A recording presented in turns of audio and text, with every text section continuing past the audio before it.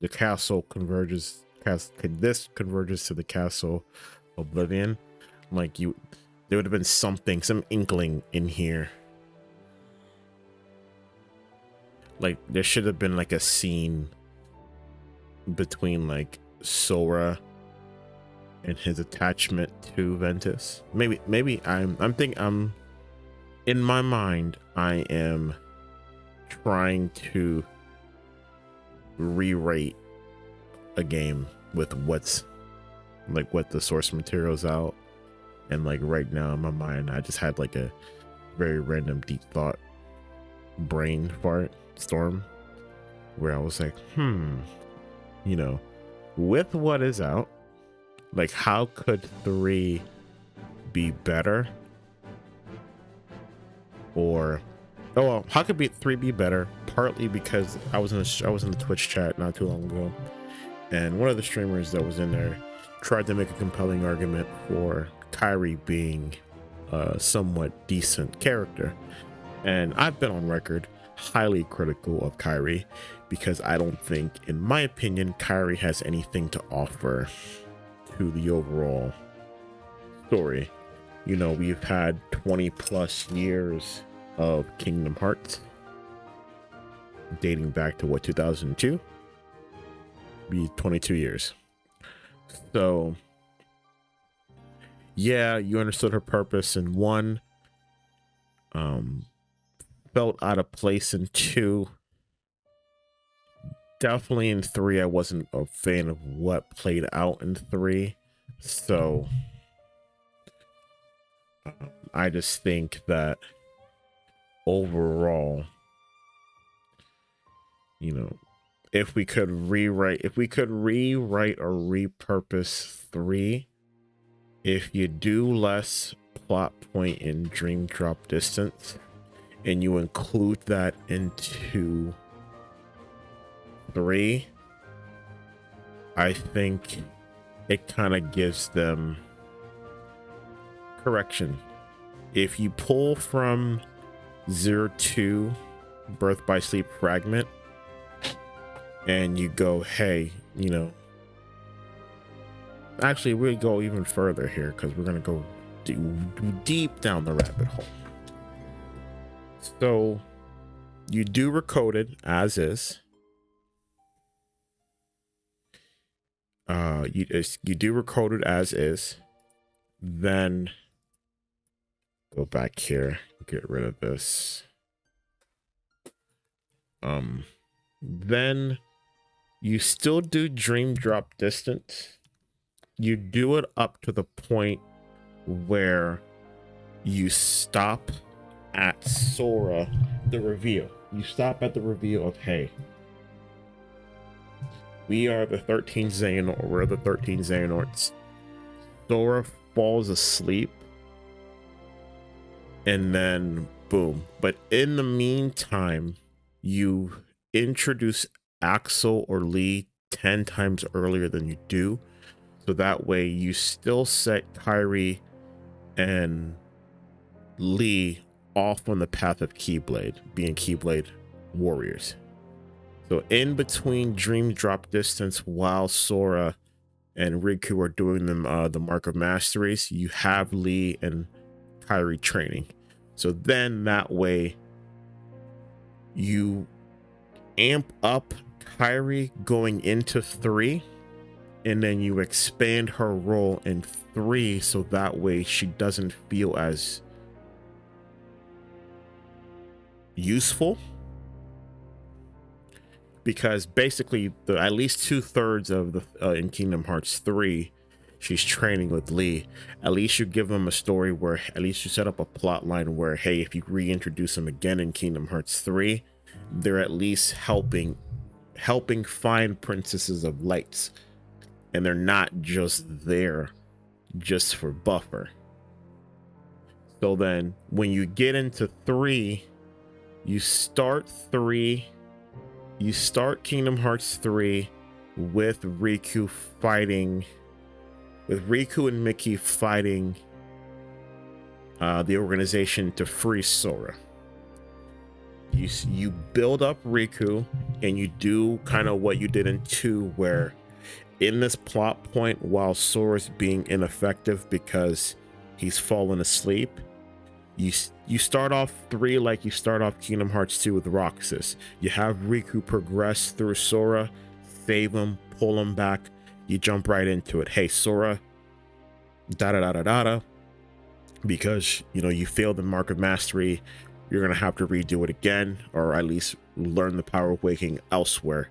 So you still get the 20 hours of Sora going through everything, but you make it more meaningful, because now he's more adamant about learning how to do the power of waking because of the fact that he failed so miserably because Riku had to sit here and pull him out.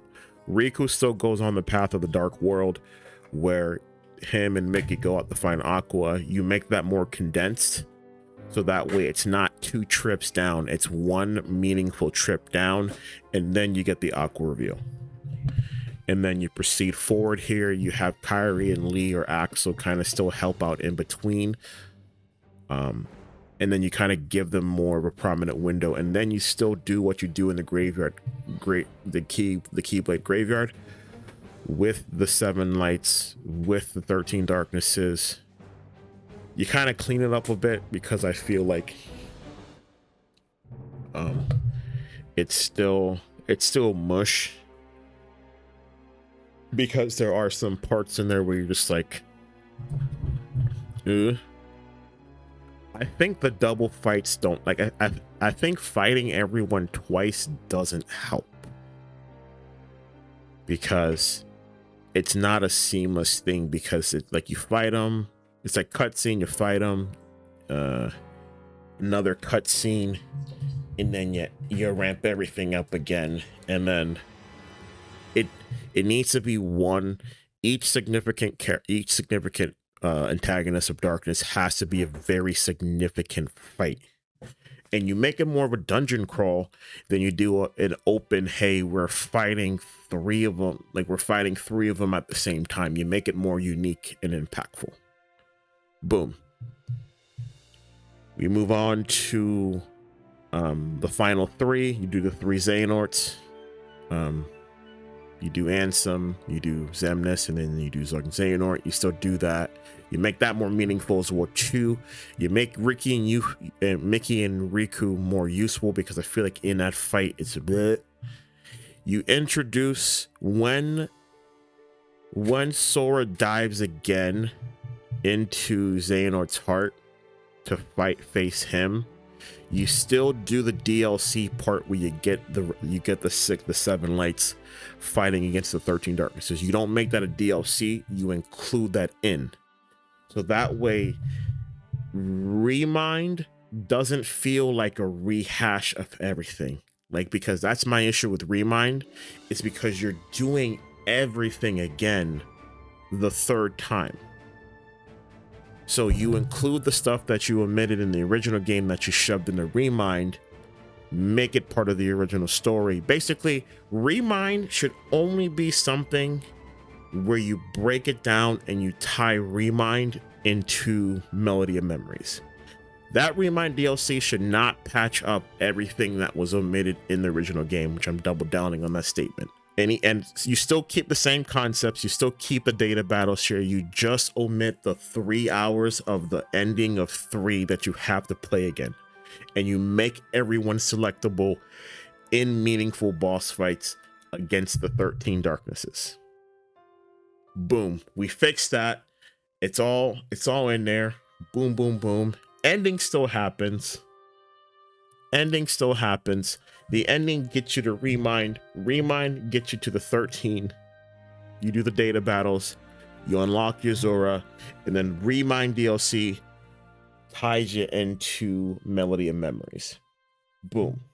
So that cleans up the last 4 or 5 games here. You start at Coded, the end of Coded as your bookmark, as your beginning point here.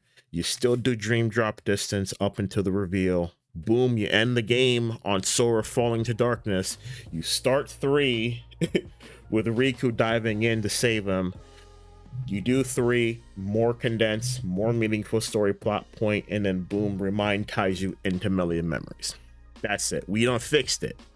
We done fixed the horse shit. It makes the games more meaningful. It gives you an opportunity to make the characters more impactful that you feel like may have not been impactful. Again, I feel like that with Axel. I felt like Axel could have had more of a prominent role in this game, but because he was off training, same with Kairi, you get a more prominent role in Riku, who has now become a Keyblade master. So you at least get more Riku and more of an impact on his story, because now with 3 opening up with you rescuing Sora, you kind of jettison Riku as a hero after coming off of the bullshit that he went through in 1, trying to redeem himself between Chain of Memories, Days, and then, you know, the reveal in Kingdom Hearts 2. So that way, when you get to 4 still opens up the same way that 3 opens up. You have now Riku diving into Quadratum looking for Riku. So that way we get 2 games of using a Keyblade master and not just 1.